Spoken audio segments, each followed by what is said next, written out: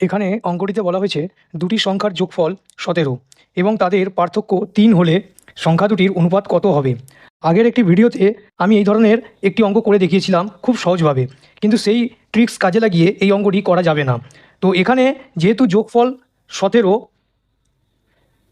3 দিয়ে ভাগ করা যাবে না, মানে একে যদি 17কে যদি আমি 3 দিয়ে ভাগ করি তাহলে 17 সম্পূর্ণভাবে বিভাজ্য হবে না 3 দিয়ে। এর যে ভাগফল আসবে সেটা একটি ভগ্নাংশে আসবে বা দশমিক আকারে আসবে। এই ট্রিক্সটি কাজে লাগিয়ে এখানে সমাধান করা সম্ভব নয়।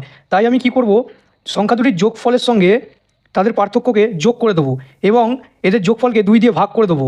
করলে আমি এখানে বড় সংখ্যাটি পেয়ে যাব।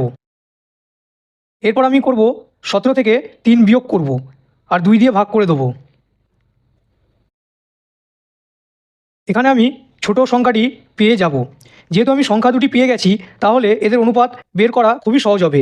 তো বড় সংখ্যাটি প্রথমে লিখব, অনুপাতের চিহ্ন দেবো, ছোট সংখ্যাটি পরে লিখব।